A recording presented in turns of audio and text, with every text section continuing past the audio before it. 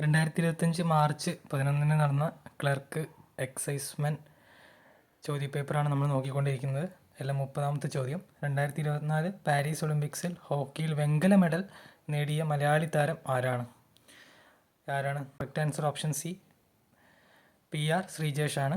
ഇതിൻ്റെ അകത്ത് വളരെ പ്രധാനപ്പെട്ട ഒരു വ്യക്തിയാണ് ഓപ്ഷൻ എയിലുള്ളത്, മാനുവൽ ഫെഡറിക് എന്ന് പറയുന്നത്. കേരളത്തിൽ നിന്ന് അല്ലെങ്കിൽ മലയാളിയായിട്ട് ആദ്യമായിട്ട് ഒളിമ്പിക്സ് മെഡൽ നേടിയിട്ടുള്ള വ്യക്തിയാണ് മാനുവൽ ഫെഡറിക്. 1972 മ്യൂണിച്ച് ഒളിമ്പിക്സിലാണ് അദ്ദേഹം വെങ്കല മെഡൽ നേടിയത്. ഏത് വിഭാഗത്തിലാണ് നേടിയതെന്ന് ചോദിച്ചിട്ടുണ്ടെങ്കിൽ ഹോക്കിയിലാണ്. അദ്ദേഹം ഹോക്കി ഗോൾ കീപ്പറായിരുന്നു. PR ശ്രീജേഷും അതുപോലെ ഹോക്കി ഗോൾ കീപ്പറായിരുന്നു എന്നുള്ളത് ഓർത്തിരിക്കുക. ഇനി 31ാമത്തെ ചോദ്യം. മഹാത്മാഗാന്ധി ദേശീയ ഗ്രാമീണ തൊഴിലുറപ്പ് പദ്ധതി പ്രകാരം ഗ്രാമീണനായ പ്രായപൂർത്തിയായ ഒരു വ്യക്തി ഗ്രാമപഞ്ചായത്തിൽ തൊഴിലിന് അപേക്ഷ നൽകിയാൽ എത്ര ദിവസത്തിനുള്ളിൽ തൊഴിൽ നൽകാനുള്ള ബാധ്യത ഗ്രാമപഞ്ചായത്തിനുണ്ട്? അപ്പം ഓപ്ഷൻ സി 15 ദിവസമാണ്. 15 ദിവസത്തിനുള്ളിൽ, അതായത് അപേക്ഷ നൽകി 15 ദിവസത്തിനുള്ളിൽ ജോലി നൽകണം. ഇല്ലെങ്കിൽ അവർക്ക് ഇത്ര ശതമാനം പിഴയായിട്ട് തൊഴിൽ രഹിത വേതനം നൽകണം എന്നുണ്ട്. അത് നിങ്ങൾ ഈ തൊഴിലുറപ്പ് പദ്ധതിയുമായി ബന്ധപ്പെട്ടുള്ള PDF ഒക്കെ ടെലഗ്രാമിൽ കിട്ടും. അപ്പോൾ ആർക്കെങ്കിലും കിട്ടിയില്ലെങ്കിൽ ഒന്ന് കമൻറ്റ് ചെയ്യാൻ, ഞാൻ അയച്ചു തരാം ഒരു ലിങ്ക്. അപ്പോൾ നിങ്ങൾ ടെലഗ്രാമിൽ കയറിയിട്ട് ആ ഒരു ഗ്രൂപ്പിലൊക്കെ കയറിയിട്ട് ആ ഒരു PDF വായിച്ച് നോക്കിയിട്ടുണ്ടെങ്കിൽ ഇങ്ങനത്തെ കാര്യങ്ങളൊക്കെ മനസ്സിലാക്കാൻ പറ്റും. ഇതൊക്കെ PSC ചോദിക്കുന്നതാണ്. ഇനി 32ാമത്തെ ചോദ്യം. 2024 പ്രഖ്യാപിച്ച 54ാമത് കേരള സംസ്ഥാന ചലച്ചിത്ര അവാർഡുകളിൽ മികച്ച നടനായി തിരഞ്ഞെടുക്കപ്പെട്ടതാര്? ഇപ്പോൾ ഇവിടെ ഓപ്ഷൻ ബി പൃഥ്വിരാജാണ്. ഏത് സിനിമയിൽ അഭിനയത്തിനായിരുന്നു? ആടുജീവിതം അല്ലേ. ആടുജീവിതത്തിൻ്റെ ഡയറക്ടർ ആരാണ്? ബ്ലെസ്സി. അപ്പം മികച്ച ചിത്രം ഏതാണെന്ന് ചോദിച്ചിട്ടുണ്ടെങ്കിലും അത് കാതൽ ദി കോർ അല്ലേ. കാതൽ ദി കോറാണ് ഏറ്റവും മികച്ച ചിത്രമായിട്ട് തിരഞ്ഞെടുത്തിട്ടുള്ളത്. പിന്നെ ഏറ്റവും ജനപ്രിയ ചിത്രമായിട്ട് വന്നിട്ടുള്ളത് ആടുജീവിതമാണെന്ന് ഓർത്തിരിക്കുക. അങ്ങോട്ടും ഇങ്ങോട്ടും മാറിപ്പോകരുത്. അങ്ങനത്തെ കുറച്ച് കാര്യങ്ങളുണ്ട്. പിന്നെ മികച്ച നടിമാർ, അങ്ങനത്തെ കുറേ തിരക്കഥ, അതൊക്കെ നിങ്ങൾ പഠിക്കണം. മികച്ച നടിമാരാരൊക്കെയാണ്? 2 പേരുണ്ട് അല്ലേ. ഒന്ന് ഉർവശിയും പിന്നെ ബീന R ചന്ദ്രനും. ഉർവശിക്കാണെങ്കിൽ ഉള്ളൊഴുക്ക് എന്ന് പറഞ്ഞ സിനിമയ്ക്കാണ്. ബീന R ചന്ദ്രൻ ആണെങ്കിൽ തടവ് എന്ന് പറഞ്ഞ സിനിമയ്ക്കാണ് മികച്ച നടിയായിട്ട് തിരഞ്ഞെടുക്കപ്പെട്ടത്. ഇതിനെ പറ്റിയുള്ള കൂടുതൽ കാര്യങ്ങൾ നിങ്ങൾ പഠിക്കണം. ഇമ്പോർട്ടൻ്റ് ആണ്, കറണ്ട് അഫെയർ ആണ്. ഇനി അടുത്തത് ക്വസ്റ്റ്യൻ 33.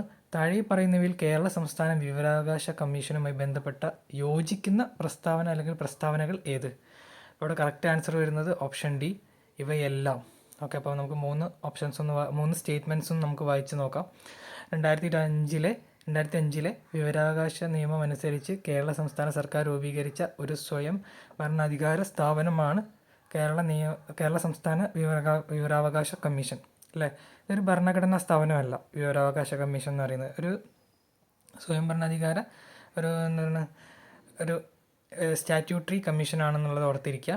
ഇനി അടുത്തത്, സംസ്ഥാന മുഖ്യ വിവരാവകാശ കമ്മീഷണറെ നിയമിക്കുന്നത് സംസ്ഥാന ഗവർണറാണ് അല്ലേ. അതുപോലെ വേറെ 2 പോയിൻറ്റും കൂടി ഓർത്തിരിക്കുക. ഈ കമ്മീഷനിലെ അംഗങ്ങൾ അല്ലെങ്കിൽ ഈ മുഖ്യ വിവരാവകാശ കമ്മീഷണർ രാജി സമർപ്പിക്കുന്നതും ഗവർണർക്കാണ്. അതുപോലെ ഈ അംഗങ്ങളെയും കമ്മീഷണറെയും നീക്കം ചെയ്യാനുള്ള അധികാരവും ഗവർണർക്കാണ് എന്നുള്ളത് ഓർത്തിരിക്കുക. ഓക്കെ, നിയമനം, രാജി, നീക്കം, ഇത് 3 ഗവർണറുടെ ചുമതലയാണെന്നുള്ളത് ഓർത്തിരിക്കുക. ഇനി 3ാമത്തെ സ്റ്റേറ്റ്മെൻറ്റ്. സംസ്ഥാന മുഖ്യ വിവരാവകാശ കമ്മീഷണറുടെ കാലാവധി 3 വർഷമോ അല്ലെങ്കിൽ 65 വയസ്സ് തികയുന്നത് വരെയോ ഏതാണോ നേരത്തെ ഉള്ളത് ആയിരിക്കും. ഓക്കെ, അപ്പോൾ 3/65 എന്ന് ഓർത്തിരിക്കുക. ഓക്കെ, 3 വർഷം അല്ലെങ്കിൽ 65 വയസ്സ്. ഇനി നമുക്ക് 34ാമത്തെ ചോദ്യം. മലമ്പനിയുടെ രോഗകാരിയായ പ്ലാസ്മോഡിയം താഴെ പറയുന്നവയിൽ ഏത് വിഭാഗത്തിൽപ്പെടുന്നു? ഇവിടെ കറക്റ്റ് ആൻസർ ഓപ്ഷൻ ഡി, സ്പോറോസോവ. അപ്പോൾ ഇതിൽ നിങ്ങൾ ഏറ്റവും പ്രധാനമായിട്ട് ഓർത്തിരിക്കേണ്ടത് മലമ്പനിയുടെ രോഗകാരി പ്ലാസ്മോഡിയം ആണെന്ന് ഓർത്തിരിക്കുക. ഇത് ചേരുമ്പടി ചേർക്കാനൊക്കെ എപ്പോഴും വരാറുണ്ട്. അപ്പോൾ മലമ്പനി പ്ലാസ്മോഡിയം എന്നുള്ളത് ഓർത്തിരിക്കുക. ഇനി 35ാമത്. രക്തം കട്ട പിടിക്കാൻ സഹായിക്കുന്ന പ്രോട്ടീനുകളുടെ ഉൽപ്പാദനത്തെ നിയന്ത്രിക്കുന്ന ജീനുകൾക്ക് വൈകല്യം സംഭവിച്ച് പ്രോട്ടീൻ ഉൽപ്പാദനം തകരാറിലാവുന്ന ജനിതക രോഗം ഏത്? അല്ലേ, ഹീമോഫീലിയ. ഓപ്ഷൻ എ ഹീമോഫീലിയാണ് ഉത്തരം. അത് രക്തം കട്ട പിടിക്കാത്ത ആ ഒരു അവസ്ഥ അല്ലെങ്കിൽ ആ രോഗമാണ് ഹീമോഫീലിയ എന്ന് പറയുന്നത് അല്ലേ. ഇനി 36ാമത്തെ ചോദ്യം. തലച്ചോറിൽ ഡോപ്പമിൻ എന്ന നാഡീയ പ്രേക്ഷകത്തിൻ്റെ ഉൽപ്പാദനം കുറയുകയും മസ്തിഷ്കത്തിലെ പ്രധാന ഗാംഗ്ലിയോണുകൾ നശിക്കുകയും ചെയ്യുന്ന രോഗമേത്? ഓപ്ഷൻ ബി പാർക്കിൻസൺസ് രോഗമാണ്. അപ്പോൾ ഈ 3 രോഗങ്ങൾ option A B C Alzheimer's രോഗം, പാർക്കിൻസൺസ് രോഗം, അപസ്മാരം, ഈ 3 രോഗത്തിൻ്റെയും ഡെഫിനിഷൻ അല്ലെങ്കിൽ പ്രത്യേകതകൾ നമ്മൾ SCERT യിലുണ്ട്. അതിൻ്റെ അകത്തു നിന്നാണ് ഈ ചോദ്യം വന്നിട്ടുള്ളത്. അപ്പോൾ ഇത് അങ്ങോട്ടും ഇങ്ങോട്ടും മാറിപ്പോകുന്ന തരത്തിലുള്ള സംഭവമാണ്. അപ്പോൾ നിങ്ങളത് എന്താണ് ഓർത്ത് തലച്ചോറുമായി ബന്ധപ്പെട്ടിട്ടുള്ള രോഗങ്ങളാണ് ഈ 3 അപ്പോൾ നിങ്ങളത് വായിച്ച് പഠിക്കണം. ഓക്കെ. ഇനി അടുത്ത 37ാമത്തേത് അമിനോ ആസിഡുകളിൽ നിന്ന് ഗ്ലൂക്കോസ് നിർമ്മിക്കുന്നതിന് സഹായിക്കുന്ന ഹോർമോൺ ഏത്? ഓപ്ഷൻ എ ഗ്ലൂക്കോഗോൺ ആണ്. അല്ലെങ്കിൽ ഇതുമായിട്ട് ബന്ധപ്പെട്ട് മറ്റൊരു ചോദ്യം ചോദിക്കുന്നത് നമ്മുടെ ഗ്ലൈക്കോജനെ ഗ്ലൂക്കോജനാക്കി മാറ്റുന്ന ഹോർമോൺ ഏതാണെന്ന് ചോദിക്കാറുണ്ട്. അത് ഗ്ലൂക്കോഗോൺ തന്നെയാണ് എന്ന് ഓർത്തിരിക്കുക. അതുപോലെ നമ്മുടെ ശരീരത്തിലെ ഗ്ലൂക്കോസിനെ ഗ്ലൈക്കോജനാക്കി മാറ്റുന്നത് ഹോർമോൺ ഏതാണെന്ന് ചോദിച്ചിട്ടുണ്ടെങ്കിൽ അത് ഇൻസുലിനാണ് എന്നുള്ളതും ഓർത്തിരിക്കുക. ഓക്കെ. ഇൻസുലിനും ഗ്ലൂക്കോഗോണും നേരെ റിവേഴ്സാണ് അവരുടെ ഫങ്ഷൻ എന്നുള്ളത്, അല്ലെങ്കിൽ അവരുടെ പ്രവർത്തനം എന്നുള്ളത് ഓർത്തിരിക്കുക. അതുകൊണ്ട് തന്നെ അത് മാറിപ്പോകാൻ ചാൻസ് കൂടുതലാണ്. നിങ്ങൾ പ്രത്യേക ശ്രദ്ധയോടുകൂടി പഠിക്കണം. ഇനി 38ാമത്തെ ചോദ്യം സൊമാറ്റോട്രോപ്പിൻ്റെ അമിത ഉൽപ്പാദനം മൂലം വളർച്ചാഘട്ടത്തിന് ശേഷം, ഓക്കെ, അത് പ്രധാനപ്പെട്ടതാണ്, വളർച്ചാഘട്ടത്തിന് ശേഷം മുഖം, താടിയെല്ല്, വിരലുകൾ എന്നിവിടങ്ങളിലെ അസ്ഥികൾ വളരുന്ന അവസ്ഥയെ പറയുന്ന പേരെന്ത്? ഓക്കെ. ഓപ്ഷൻ സി അക്രോമെഗാലിയാണ്. ഓക്കെ. ഞാനിവിടെ വളർച്ചാഘട്ടത്തിന് ശേഷം എന്ന് പറഞ്ഞു. ഈ വളർച്ചാഘട്ടത്തിന് മുമ്പ് അമിതോൽപാദനം വരികയാണെങ്കിൽ അത് ഭീമാകാരത്വം എന്ന ഓപ്ഷൻ എ ആയി മാറും. അതുപോലെ വളർച്ചാഘട്ടത്തിന് മുമ്പ് തന്നെ സൊമാറ്റോട്രോപ്പിൻ്റെ ഉൽപ്പാദനം കുറയുന്നത് മൂലം ഉണ്ടാകുന്ന അവസ്ഥയാണ് വാമനത്വം എന്ന് പറയുന്നത്, അല്ലേ? ശരീരത്തിന് നീളം കുറഞ്ഞു പോകുന്ന അവസ്ഥ, ശരീര അവയവങ്ങളൊക്കെ നീളം കുറഞ്ഞ് പോകുന്ന ഒരവസ്ഥയാണ് വാമനത്വം എന്ന് പറയുന്നത്. ഇനി അടുത്തത് 39ാമത്തെ ചോദ്യമാണ് ലോക പ്രമേഹ ദിനമായി ആചരിക്കുന്നത് എപ്പോൾ? ഓപ്ഷൻ എ നവംബർ 14 അപ്പോൾ അതിൻ്റെ ലോഗോ, ഈ ഒരു ദിനത്തിൻ്റെ ലോഗോ എന്താണെന്ന് ചോദിച്ചിട്ടുണ്ടെങ്കിൽ നീലവൃത്തം ആണ്, അല്ലേ? നീലവൃത്തം അല്ലെ, ബ്ലൂ സർക്കിൾ ആണെന്നുള്ളത് ഓർത്തിരിക്കുക. PSC ചോദിക്കാറുണ്ട്. അതുപോലെ ഈ ദിനങ്ങളൊക്കെ പ്രധാനപ്പെട്ടതാണ്, ഈ പ്രത്യേകിച്ച് ഈ രോഗങ്ങളുമായിട്ട്. നമ്മൾ നേരത്തെ ഹീമോഫീലിയ പഠിച്ചു, അല്ലേ? ഇപ്പോൾ ഹീമോഫീലിയ ദിനം എന്നാണെന്ന് ചോദിക്കാറുണ്ട്, ലോക ഹീമോഫീലിയ ദിനം. അപ്പോൾ അതൊക്കെ നിങ്ങൾ നോക്കി പഠിച്ചു വെക്കുക. അതുപോലെ കാശിരംഗ നാഷണൽ പാർക്ക് സ്ഥിതി ചെയ്യുന്ന സംസ്ഥാനം ഏത്? അതിൻ്റെ ഉത്തരം ഓപ്ഷൻ ബി ആസാമാണ്. ഇതൊക്കെ ഇടയ്ക്കിടയ്ക്ക് ചോദിക്കുന്ന പേരുകളാണ്. അപ്പോൾ നമുക്ക് ഒന്ന് കണ്ടുപരിചയമായി കഴിഞ്ഞിട്ടുണ്ടെങ്കിൽ തന്നെ നമുക്ക് ഈ പേരുകളൊക്കെ നമ്മുടെ മനസ്സിൽ നിൽക്കും. എല്ലാ നാഷണൽ പാർക്കുകളൊന്നും ചോദിക്കാറില്ല, സ്ഥിരമായിട്ട് ചോദിക്കുന്ന കുറച്ച് പാർക്കുകളുണ്ട്. അതങ്ങനെ നിങ്ങൾ ഇതുപോലെ പ്രീവിയസ് ക്വസ്റ്റ്യൻസ് കണ്ട് പരിചയമായാലേ നിങ്ങൾക്ക് മനസ്സിലാവുള്ളൂ ഏതൊക്കെയാണ് ചോദിക്കുന്നത് എന്നുള്ളത്. ഇനി അടുത്തത് 41ാമത്തെ ചോദ്യം. അതിന് മുന്നേ ഒരു കാര്യം ഞാൻ പറയാം. നിങ്ങളുടെ ഈ ടെലഗ്രാം ഒന്നും യൂസ് ചെയ്യാത്ത ആൾക്കാരാണെങ്കിൽ, അല്ലെങ്കിൽ PSC യിലേക്ക് ആദ്യമായിട്ട് വന്നവരാണെങ്കിൽ നിങ്ങൾ ടെലഗ്രാമൊക്കെ ഉപയോഗിക്കണം. ഇപ്പം ഈ പഠിച്ച് നല്ല റാങ്ക് നേടുന്ന മിക്കവരും ഈ ടെലഗ്രാമിൽ വന്നിട്ട് അവിടുത്തെ റിസോഴ്സുകൾ നോക്കി പഠിക്കുന്ന ആൾക്കാരാണ്. അല്ലെങ്കിൽ അവിടുത്തെ ക്വിസ് കുറേ അവൈലബിൾ ആണ്, നമുക്ക് ലൈവായിട്ട് ഇങ്ങനെ ക്വിസ്സൊക്കെ ചെയ്ത് ഇങ്ങനെ പഠിക്കാൻ പറ്റും. അങ്ങനെ ചെയ്ത് പഠിക്കുന്നതുകൊണ്ടുള്ള ഗുണം വെച്ചിട്ടുണ്ടെങ്കിൽ നമ്മൾ ആ 4 ഓപ്ഷനിൽ ശരിയായിട്ടുള്ള ഉത്തരം കണ്ട് പഠിക്കാനുള്ള ആ ഒരു സ്കില്ല് നമുക്ക് ഇമ്പ്രൂവ് ആവും. നമ്മൾ കുറേ ബുക്ക് വായിച്ചിട്ട് അതിൻ്റെ അകത്തുനിന്ന് ഉത്തരം ഓർത്തെടുക്കുക എന്നുള്ളതിലുപരി ഈ 4 ഓപ്ഷൻസിൻ്റെ അകത്തുനിന്ന് ഉത്തരം കണ്ടുപിടിക്കാനുള്ള കഴിവാണ്, കൺഫ്യൂഷൻ ഇല്ലാതെ കണ്ടുപിടിക്കാനുള്ള കഴിവാണ് നമുക്ക് വേണ്ടത്. അപ്പം അങ്ങനെ ആ ഒരു കഴിവ് ഇമ്പ്രൂവ് ചെയ്യണമെങ്കിൽ നമ്മൾ ഇങ്ങനത്തെ ക്വിസുകൾ പ്രാക്ടീസ് ചെയ്യണം. അപ്പം അതിന് ഏറ്റവും നല്ലൊരു മീഡിയം എന്ന് പറയുന്നത് ടെലഗ്രാമാണ്. അതിൽ കുറേ PSC യുമായി ബന്ധപ്പെട്ട് ഗ്രൂപ്പുകളുണ്ട്. നിങ്ങൾ ഏത് സബ്ജക്റ്റിലാണോ നിങ്ങൾക്ക് വീക്കായിട്ട് തോന്നുന്നത് ആ സബ്ജക്റ്റിനുള്ള ടെലിഗ്രാം ഗ്രൂപ്പുകളൊക്കെ ഉണ്ട്. മലയാളം, ഇംഗ്ലീഷ്, മാത്സ്, അല്ലെങ്കിൽ ഹിസ്റ്ററി, ജോഗ്രഫി, അങ്ങനെ കറണ്ട് അഫെയർ ഒക്കെ ഉണ്ട്. നിങ്ങൾ ആർക്കെങ്കിലും എന്തെങ്കിലും ടോപ്പിക്കിൽ ഏതെങ്കിലും ഗ്രൂപ്പ് വേണമെന്നോ അല്ലെങ്കിൽ ഏതെങ്കിലും നോട്ട് വേണമെന്നുണ്ടെങ്കിൽ ഞാൻ ആ ഒരു ഗ്രൂപ്പിൻ്റെ അകത്തുനിന്ന് ആ ഒരു ലിങ്ക് ഷെയർ ചെയ്ത് തരാം കമൻ്റായിട്ട്. ഓക്കെ. ഇനി അടുത്തത് സൈലന്റ് സ്പ്രിംഗ് എന്ന പ്രസിദ്ധ പുസ്തകം രചിച്ചത് ആര്? ഇത് പ്രധാനപ്പെട്ട ചോദ്യമാണ്, അല്ലെങ്കിൽ റിപ്പീറ്റ് ചെയ്ത് വരുന്ന ചോദ്യമാണ്, അല്ലേ? ഏതാണ്? ഓപ്ഷൻ ഡി റേച്ചൽ കേഴ്സൺ ആണ്. അതുപോലെ ഓപ്ഷൻ സിയിൽ അമിതാവ് ഘോഷ് ഒന്ന് നിങ്ങൾ നോട്ട് ചെയ്ത് വെക്കുക. അദ്ദേഹത്തിൻ്റെ ബുക്കുകൾ അല്ലെങ്കിൽ പുറത്തിറങ്ങുന്ന ലേറ്റസ്റ്റ് ബുക്കുകളൊക്കെ കറണ്ട് അഫെയർ ആയിട്ട് ചോദിക്കാറുണ്ട്. ഇനി അടുത്ത ക്വസ്റ്റ്യൻ 42. ചലിച്ചുകൊണ്ടിരിക്കുന്ന ദ്രാവക പടലങ്ങൾക്കിടയിൽ അവയുടെ ആപേക്ഷിക ചലനത്തെ തടസ്സപ്പെടുത്തുന്ന വിധത്തിൽ പടലങ്ങൾക്ക് സമാന്തരമായി പ്രവർത്തിക്കുന്ന ഘർഷണ ബലമാണ് ഓപ്ഷൻ എ വിസ്കസ് ബലം, അല്ലേ? അതുപോലെ ഓപ്ഷൻ ബിയും സിയും ഡിയും ഇമ്പോർട്ടൻ്റ് ആണ്. കുറേ ബലങ്ങളുണ്ട്, ഇത് മാത്രമല്ല. അപ്പോൾ ഈ ബലങ്ങളെല്ലാം അതിൻ്റെ ഡെഫിനിഷനൊക്കെ നിങ്ങൾ പഠിച്ചു വെക്കണം, ഇതുപോലെ ചോദിക്കും. ഓക്കെ.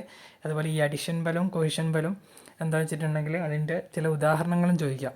ഓക്കെ. അഡിഷൻ ബലം എന്ന് പറയുമ്പോൾ 2 വ്യത്യസ്ത തന്മാത്രകൾ തമ്മിലുള്ള ആകർഷണമാണ്. കോശമ്പലമാണെങ്കിൽ ഒരേ തരത്തിലുള്ള തന്മാത്രകൾ തമ്മിലുള്ള ആകർഷണമാണ് അല്ലേ. ഇപ്പോൾ ജലത്തുള്ളിയും തമ്മിൽ അടുത്ത് വരുമ്പോൾ അത് കൂടിച്ചേർന്ന് ഒരു ജലത്തുള്ളിയായി മാറും. അതാണ് കോഷ്യൻ ബലം. അപ്പോൾ അഡിഷൻ ബലം എന്ന് പറയുന്നുണ്ടെങ്കിൽ നമ്മളിപ്പോൾ ഒരു പെൻസിൽ വെള്ളത്തിൽ മുക്കിയിട്ടുണ്ടെങ്കിൽ ആ പെൻസിലിൻ്റെ മുകളിൽ വെള്ളം പറ്റി പിടിച്ച് കിടക്കും അല്ലേ. ഇതാണ് രണ്ട് വ്യത്യസ്ത തന്മാത്ര, അതായത് വെള്ളവും ഈ പെൻസിലും കൂടി പറ്റി പിടിച്ച് നിൽക്കുന്നു. അതാണ് അഡിഷൻ ബലം എന്ന് പറയുന്നത്. ഇനി അടുത്തത് 43ാമത്തെ ചോദ്യം, വാഹനങ്ങളിൽ റിയർ വ്യൂ മിററായി ഉപയോഗിക്കുന്ന ദർപ്പണം ഏത്? അപ്പം ഓപ്ഷൻ ഡി കോൺവെക്സ് ദർപ്പണമാണ്.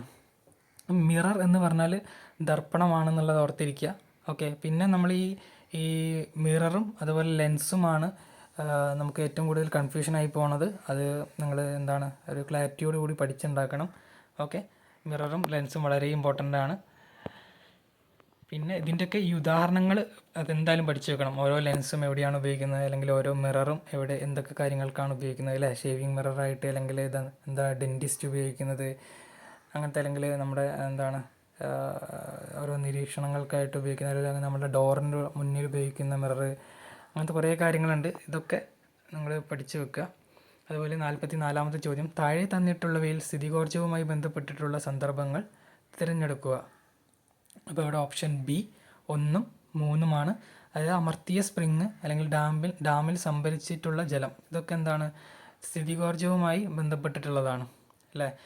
ഇനി സ്റ്റേറ്റ്മെൻറ്റ് 2, ഓടിക്കൊണ്ടിരിക്കുന്ന വാഹനം, അതെന്തിനുള്ള ഉദാഹരണമാണ്? ഗതികോർജ്ജം അല്ലേ, ഗതികോർജ്ജത്തിനുള്ള ഉദാഹരണമാണ്. അത് കാരണം അത് മൂവ് ചെയ്തുകൊണ്ടിരിക്കുന്ന സംഭവമാണ്, അല്ലെങ്കിൽ ചലിച്ചുകൊണ്ടിരിക്കുന്ന അതിന് ഉദാഹരണമാണ് ഓടിക്കൊണ്ടിരിക്കുന്ന വാഹനം. അതുകൊണ്ട് തന്നെ അത് ഗതികോർജ്ജത്തിന് ഉദാഹരണമാണ്. ഇനി അടുത്തത് 45ാമത്തെ ചോദ്യം, ISRO നിർമ്മിക്കുന്ന ബഹിരാകാശത്തേക്ക് പോയി വരാൻ ഉപയോഗിക്കുന്ന RLV റീയൂസബിൾ ലോഞ്ച് വെഹിക്കിൾ, ആ ഫുൾ ഫോം ഓർത്തിരിക്കണം, ചിലപ്പോൾ അത് തന്നെ ചോദിക്കാം. വാഹനത്തിന് നൽകിയിരിക്കുന്ന പേരെന്ത്? ഓപ്ഷൻ ബി പുഷ്പകാണ്. ഇതിൽ കറണ്ട് അഫെയർ ആയിട്ട് ബന്ധപ്പെട്ടുള്ള ചോദ്യമാണ്. അതായത് ISROൻ്റെ പ്രധാനപ്പെട്ട ഉപഗ്രഹങ്ങൾ, പുതിയ വിക്ഷേപണ വാഹനങ്ങൾ, റോക്കറ്റുകൾ, ഇതൊക്കെ നിങ്ങൾ പഠിച്ചു വെക്കണം. അല്ലെങ്കിൽ അതെന്നാണ് വിക്ഷേപിച്ചത്, അങ്ങനത്തെ ഡേറ്റുകൾ പഠിച്ചു വെക്കണം. അല്ലെങ്കിൽ അതിൻ്റെ പ്രധാന പ്രൊജക്റ്റ് മാനേജർ ആരാണ് അല്ലെ, പ്രൊജക്റ്റ് മിഷൻ ഡയറക്ടർ ആരാണ്, അല്ലെങ്കിൽ പ്രൊജക്റ്റ് ഡയറക്ടർ ആരാണെന്നൊക്കെ ഉള്ളത് പഠിച്ചു വെക്കണം. അല്ലെങ്കിൽ ആ സമയത്തെ നമ്മുടെ ISRO ചെയർമാൻ ആരാണെന്നുള്ളത് പഠിച്ചു വെക്കണം. ഇതൊക്കെ പ്രധാനപ്പെട്ടതാണ്. ഇനി 46ാമത്തെ ചോദ്യം, ഇതിൽ ഏതാണ് ISROയുടെ ഒരു ആദ്യ സൗര ദൗത്യം അല്ലേ? Option C Aditya L1.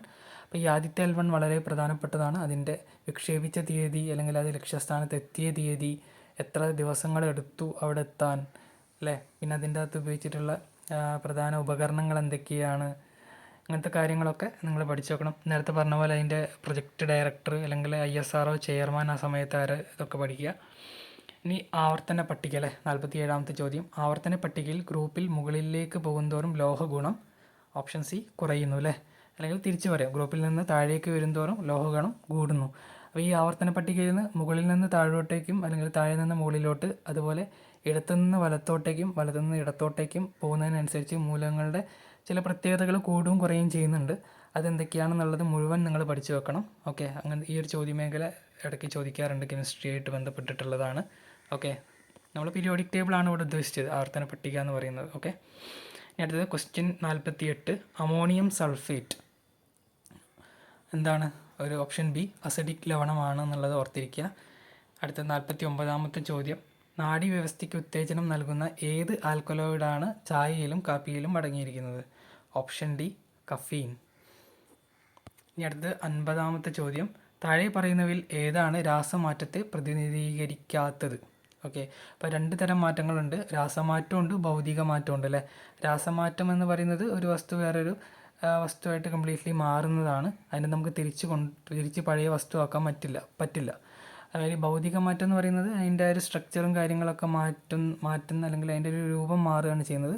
പക്ഷേ നമുക്ക് അതിനെ തിരിച്ച് പഴയ വസ്തുവാക്കാൻ പറ്റും അല്ലേ.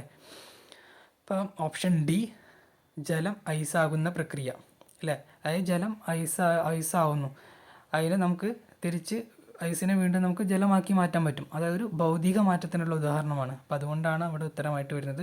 ഇനി ബാക്കി 3 നോക്കാം.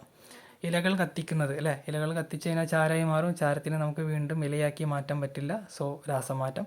മുന്തിരി അഴുകുന്നു അല്ലേ, അഴുകിയ മുന്തിരിനെ നമുക്ക് വീണ്ടും ഫ്രഷ് ആയിട്ടുള്ള മുന്തിരിയാക്കി മാറ്റാൻ പറ്റില്ല, സോ അതും രാസമാറ്റമാണ്.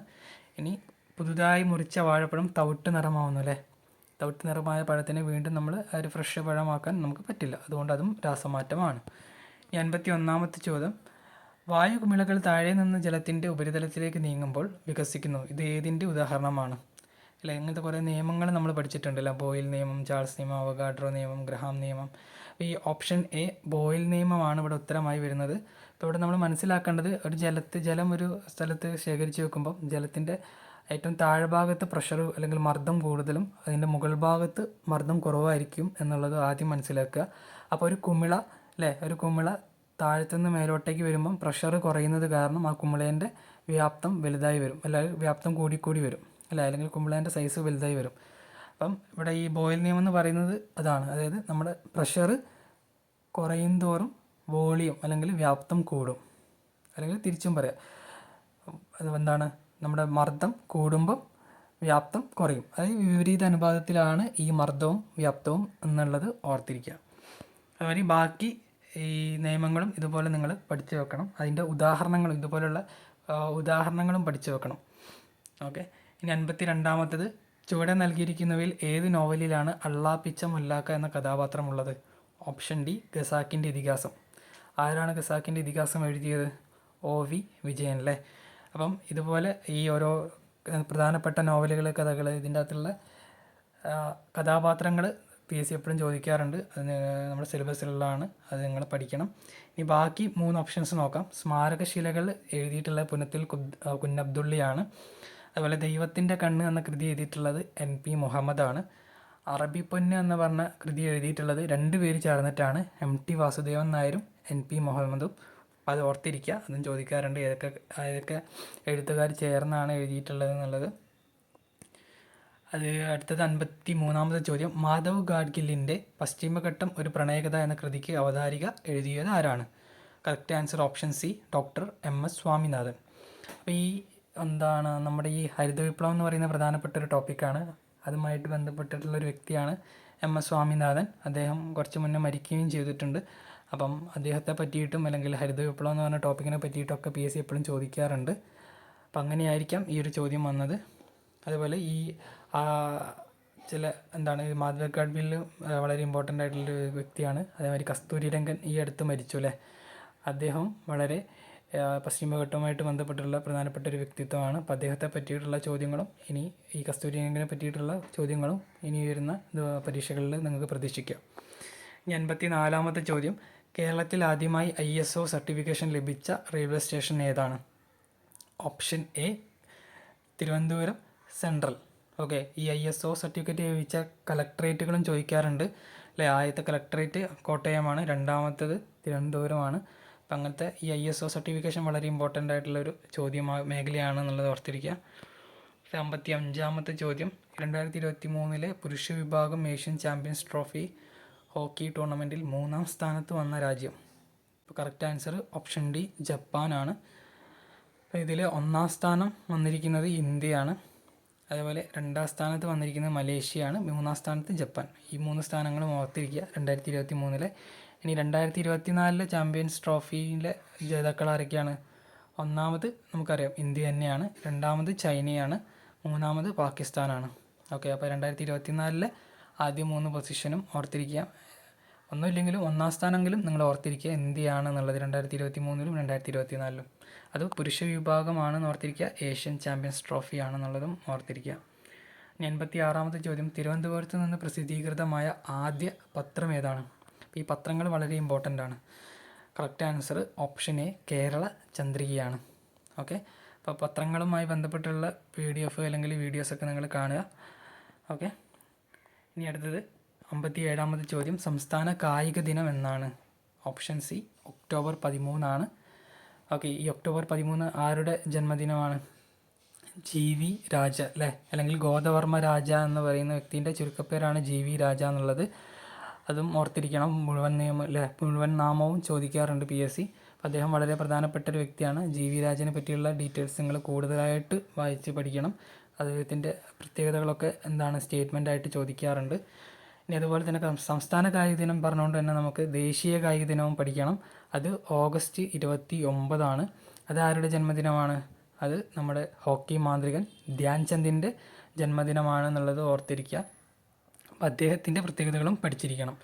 88ാമത്തെ ചോദ്യം, കേരള സംഗീത നാടക അക്കാദമിയുടെ ഇപ്പോഴത്തെ ചെയർമാൻ ആരാണ്? ഓപ്ഷൻ ബി മട്ടന്നൂർ ശങ്കരൻകുട്ടിയാണ്. അപ്പോൾ നമ്മുടെ കേരളത്തിൽ ഇതുപോലെ കുറേ അക്കാദമികളുണ്ട് പ്രധാനപ്പെട്ടിട്ടുള്ള.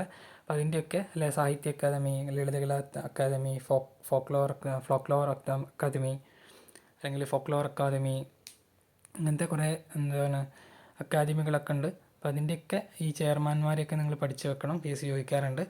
ഇനി ഓപ്ഷൻ ഡിയിലുള്ള ഈ കരിവള്ളൂർ മുരളി എന്ന് പറയുന്നത് ഈ കേരള സംഗീത നാടക അക്കാദമീൻ്റെ സെക്രട്ടറിയാണ് എന്നുള്ളത് ഓർത്തിരിക്കുക. അപ്പം അതുപോലെ വേറൊരു മുരളിയുണ്ട്, മുരളി ചീരോത്ത് എന്ന് പറഞ്ഞിട്ട്. ഓക്കെ, ഈ മുരളി ചീരോത്ത് എന്ന് പറയുന്നത് കേരള ലളിതകലാ അക്കാദമീൻ്റെ നിലവിലെ ചെയർമാനാണ്. ഓക്കെ, അപ്പോൾ ഇതുപോലെ നിങ്ങൾ ഓരോന്ന് കണ്ടുപിടിച്ച് പഠിച്ചു വെക്കുക.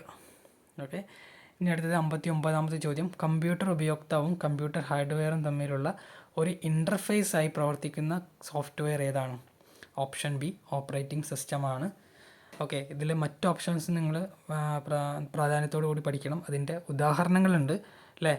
ലാംഗ്വേജ് പ്രോസസ്സറുകളുണ്ട്, അല്ലെങ്കിൽ ആപ്ലിക്കേഷൻ സോഫ്റ്റ്വെയറുകളുണ്ട്, യൂട്ടിലിറ്റി സോഫ്റ്റ്വെയറുകളുണ്ട്. ഇതിൻ്റെയൊക്കെ ഉദാഹരണങ്ങൾ പഠിക്കണം. അത് PSC ചിലപ്പം ചോദിക്കും.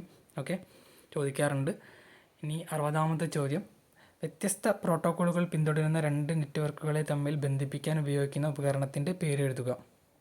ഓക്കെ, അപ്പോൾ ഇതിൻ്റെ ഉത്തരം വരുന്നത് ഓപ്ഷൻ ഡി ഗേറ്റ്വേ ആണ്. അപ്പോൾ ഇതിൻ്റെ ചോദ്യത്തിലെ പ്രധാനപ്പെട്ട ഭാഗം എന്ന് പറയുന്നത് വ്യത്യസ്ത പ്രോട്ടോക്കോളുകൾ എന്നുള്ളതാണ്. ഓക്കെ, ഇനി ചിലപ്പം ഒരേ പ്രോട്ടോക്കോളുകളുള്ള 2 നെറ്റ്വർക്കുകളെ ബന്ധിപ്പിക്കാനാണെങ്കിൽ അതിന് നമ്മൾ ഉപയോഗിക്കുന്നത് ബ്രിഡ്ജ് ആണെന്നുള്ളത് ഓർത്തിരിക്കുക.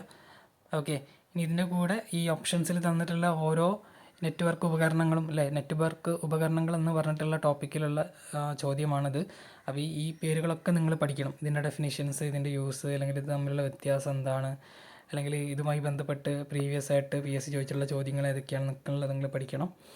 ഓക്കെ, അടുത്തത് 61ാമത്തെ ചോദ്യത്തോടു കൂടി നമുക്ക് അവസാനിപ്പിക്കാം. കൂട്ടത്തിൽ ചേരാത്തത് തിരഞ്ഞെടുക്കുക. ഓപ്ഷൻ ബി ആണ് ഉത്തരം, സഫാരി അല്ലേ. സഫാരി എന്ന് പറയുന്നത് എന്താണ്? ആപ്പിളിൻ്റെ മൊബൈലിലുള്ള സെർച്ച് എഞ്ചിനാണ് അല്ലേ. ഒരു മൊബൈൽ സെർച്ച് എഞ്ചിനാണ് സഫാരി എന്ന് പറയുന്നത്. എന്നാൽ ബാക്കി 3 ഓപ്ഷനുകൾ യാഹൂ, ഗൂഗിൾ, ബിങ് ഇതെല്ലാം എന്താണ്? വെബ് സെർച്ച് എഞ്ചിനുകളാണ് അല്ലേ. നമ്മുടെ കമ്പ്യൂട്ടറിലൊക്കെ ഉപയോഗിക്കുന്ന സെർച്ച് എഞ്ചിനുകളാണെന്നുള്ളത് ഓർത്തിരിക്കുക. അപ്പം ഇതിൻ്റെ ബാക്കി ഭാഗം നമ്മൾ 3ാമത്തെ വീഡിയോയിൽ ചെയ്യുന്നതായിരിക്കും. നിങ്ങൾക്ക് ഈ വീഡിയോ ഉപകാരപ്പെടുന്നുണ്ടെങ്കിൽ നിങ്ങൾ തീർച്ചയായിട്ടും കമൻറ്റ് ചെയ്യുക. എന്നാൽ ബാക്കി വീഡിയോകളോട് ചെയ്യാൻ അതൊരു പ്രചോദനമാവും. നമുക്ക് അടുത്ത വീഡിയോയിൽ കാണാം. താങ്ക്